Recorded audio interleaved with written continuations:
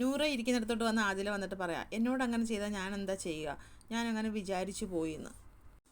ആദില മിണ്ടാനായിട്ട് ഇങ്ങനെ അടുത്ത് വരുമ്പോൾ നൂറ സംസാരിക്കാൻ താല്പര്യമില്ലാത്തവനൊക്കെ മാറി നിൽക്കുന്നൊക്കെ പറയുകയാണ്.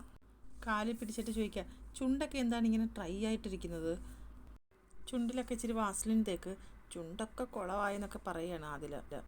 അത് എൻ്റെ ചുണ്ടല്ലേ, ബേബി എന്തിനാ ബോധറാവുന്നതെന്ന് നൂറ.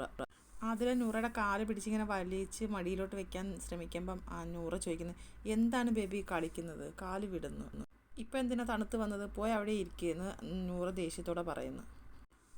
അങ്ങനെ വിചാരിച്ചാൽ പിന്നെ എനിക്ക് ദേഷ്യം വരില്ലേ എന്ന് ചോദിക്കുന്നു. ആ ചെറുക്കൻ വെറുതെ കിടന്ന് കാട്ടുന്നതാണെന്നൊക്കെ എനിക്കറിയാം, എന്നാലും ബേബി അങ്ങനെ റിയാക്ട് ചെയ്യാതിരിക്കുമ്പോൾ എനിക്ക് ദേഷ്യം വരില്ലേ. ബേബി അങ്ങനെ വിചാരിച്ചപ്പോൾ എനിക്ക് മനസ്സിലായി, എന്നിട്ടാണ് ഇത്രയും വലിയ ഷോ കാണിച്ചതെന്ന് നൂറ ചോദിക്കുന്നു. മനസ്സിലായിട്ടാണ് ഇത്രയും വലിയ സീൻ ഉണ്ടാക്കിയത്, നിനക്ക് എന്നെ ഒന്ന് മനസ്സിലാക്കിക്കൂടെ എന്ന് ആദില ചോദിക്കുന്നത്.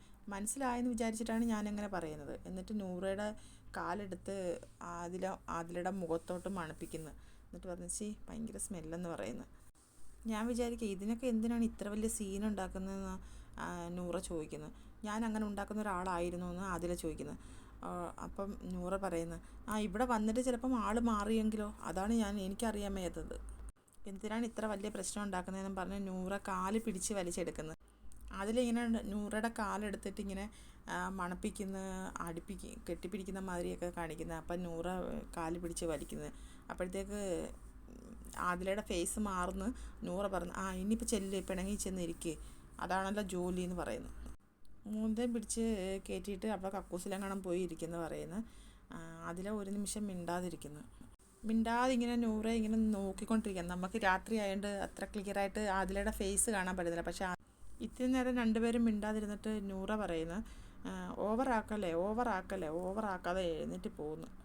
അപ്പോഴത്തേക്ക് ആദില ദേഷിച്ച് എഴുന്നേറ്റ് പോവുകയാണ്. അപ്പം നൂറ പറയുന്നു, പോയിരിക്കുക കക്കൂസിൽ, അതല്ലേ പറ്റത്തോളെന്ന്. ആദില ബാത്റൂമിലോട്ട് പോവുകയാണ്. ബാത്റൂമിൽ പോകുന്നതിൻ്റെ പുറകെ നൂറ വിളിച്ച് പറയുന്നു, എണ്ണിച്ച് പോകാൻ അറിയാം, വേറെ ഒന്നും അറിയത്തില്ല, മര്യാദയ്ക്ക് കേൾക്കത്തുമില്ല, കേൾക്കാനായിട്ട് ഇരിക്കത്തുമില്ലെന്ന്.